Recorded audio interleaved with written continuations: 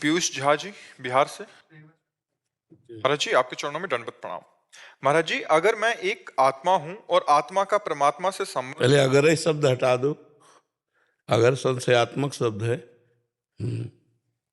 अगर नहीं, अगर में मतलब होता है कि माना कि मैं एक आत्मा हूं। नहीं है, हम आत्मस्वरूप, हम देह थोड़ी है। पहले इसका ऑपरेशन कर लो। अगर का मेरा टेबल, मेरी घड़ी, इससे प्रतीत होता है मैं घड़ी नहीं हूं, मैं टेबल नहीं हूं। समझ में आ गया ना?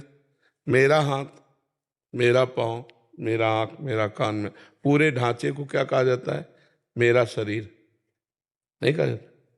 जो मेरा है वो मैं नहीं हो सकता, मतलब शरीर नहीं है आप।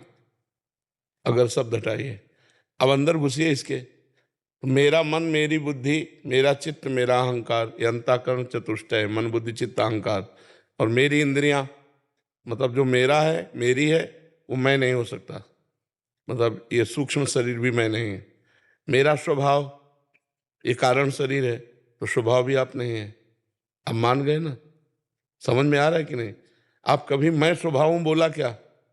इसका मतलब ये आपके हैं, तो आप कौन है? आप आत्मा है। समझ रहे ना?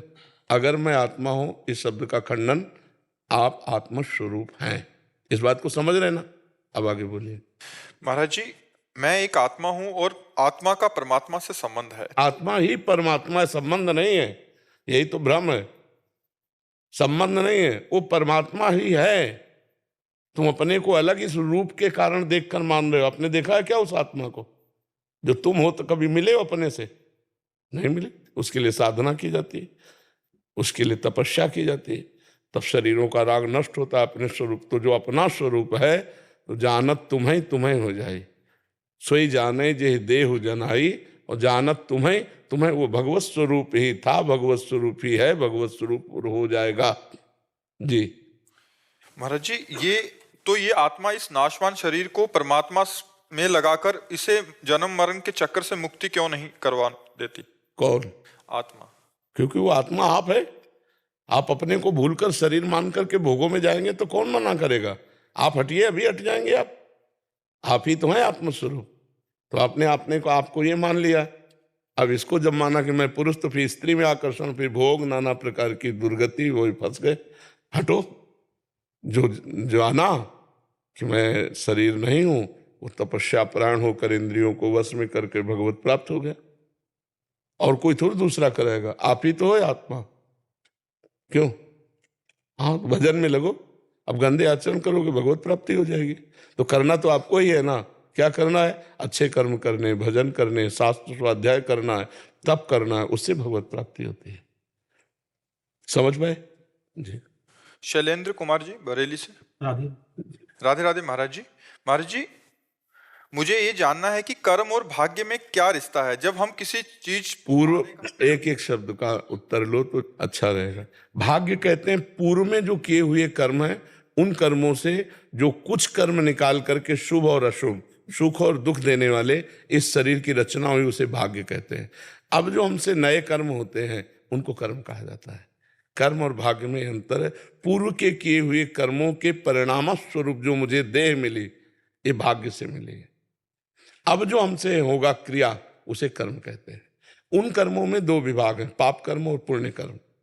अगर हम पुण्य कर्म करते हैं तो सुख मिलेगा, पाप कर्म करते हैं तो दुख मिलेगा। आगे अभी नहीं, अभी तो भाग्य का चलेगा चक्र।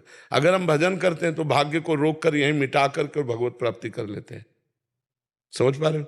महाराज जी जब हम किसी चीज को पाने का संपूर्ण प्रयास करते हैं परंतु सफलता नहीं मिलती, तब दुकान में जाके 1 करोड़ के हीरे का हार लोगे, मेरे पास पैसा है 1 लाख रुपया। ऐसे ही यहाँ जो तुम्हें चाह है, उसके अनुसार से तप करो, उतना भजन करो, उतना पुण्य करो, तब आपको प्राप्त होगा। ऐसे थोड़ी प्राप्त होगा। एक पापी आदमी बहुत धनी दिखाई दे रहा, बहुत सुख सुविधा दे, वो पूर्व का पुण्य आत्मा है, उसने पुण्य किया है। अब वर्तमान में उसकी खेती पाप की है, पूर्व का पुण्य है, इसलिए खूब सफल है। और जिस समय पूर्व का पुण्य खत्म हो जाएगा, उस समय उसकी विध्वंस हो जाएगा, पतन हो जाएगा, उसका नाश हो जाएगा। समझ पा रहे हो? जी। डॉक्टर गौरी जी छत्तीसगढ़ से। महाराज जी मैं एक मनोवैज्ञानिक हूँ डॉक्टर हूँ। मैं मन का विषय पढ़ाती हूँ एवं उस पर शोध करती हूँ। पिछले सालों से मैंने मानसिक दिव्यांग बच्चों की सेवा में अपना मन लगाया। मुझे लगता है ईश्वर ने मुझे चुना है। लोग कहते हैं ये प्रारब्ध है। तुम जो महाराज ये कहना चाहते हैं कि लोग कहते हैं कि तू महापापी है, तब तेरे कोई ऐसियों की सेवा का मौका मिला है। तो महाराज ये कहना चाहते हैं कि ये तो मेरा प्रारब्ध है या महापाप कोई मेरे द्वारा बना है? जी। भगवान ने ये कृपा की है आपको ऐसे लोगों की सेवा में तत्पर करने के लिए। आप उनको ऐसे वाक्य बोलिए जिनसे उनकी निगेटिव सोच खत्म हो। आप उनको ऐसा प्रोत्साहन कीजिए जिससे उनकी सकारात्मक वृत्ति बढ़े, उनका उत्साह बढ़े। लोगों को तो लोग तो बातुल भूत विवश मतवारे, ते नहीं बोले वचन विचारे, तिनकर कहा सुनी नहीं काना। इनकी बातें कान से नहीं सुनी जाती। जो मूढ़मती हैं, जो उद्दंड पुरुष हैं, वो कुछ भी बोल सकते हैं, किसी को भी बोल सकते हैं। अपने को देखना है कि भगवान ने मुझे चुना, मुझे ये सेवा दी। अब मैं मनोयोग से वैसे ही सेवा करूंगी जैसे अपने बेटे की, जैसे अपनी बेटी की, जैसे अपने पिता की।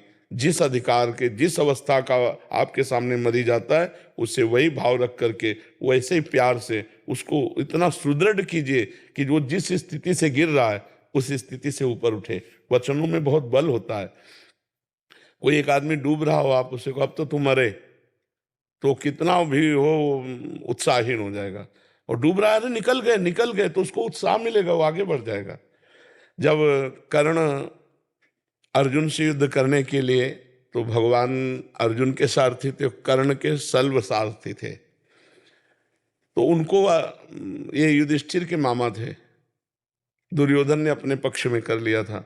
तो उनको भगवान ने केवल आज्ञा एक दी थी कि तुम कर्ण के उत्साह को नष्ट करते रहना, बस। जहां वो अर्जुन की तरफ बढ़ता था, कहते तुम अर्जुन के सामने क्या हो कर्ण, ऐसा गांडीव धनुषधारी अर्जुन। जहां उसकी बड़ाई करते तो सहम जाता कर्ण। मतलब अगर हम किसी को उत्साह नष्ट कर दें तो बहुत अच्छा चलता हुआ आदमी भी गिर जाएगा, और बहुत गिरा हुआ आदमी भी अगर उत्साह दे दे तो निकल जाएगा। तो आपको ये सेवा दी है तो आप उसे प्यार पूर्वक कीजिए। लोगों के कथनानुसार मत मानिए कि ये पाप कर्म है। नहीं, ये तो बहुत कृपा है कि हम दूसरे के दुख में अपने मनोयोग से, अपनी वाणी से हम उसको दुख से निकाल पाए, उसे प्रसन्न कर पाए, तो बहुत बड़ी सेवा है।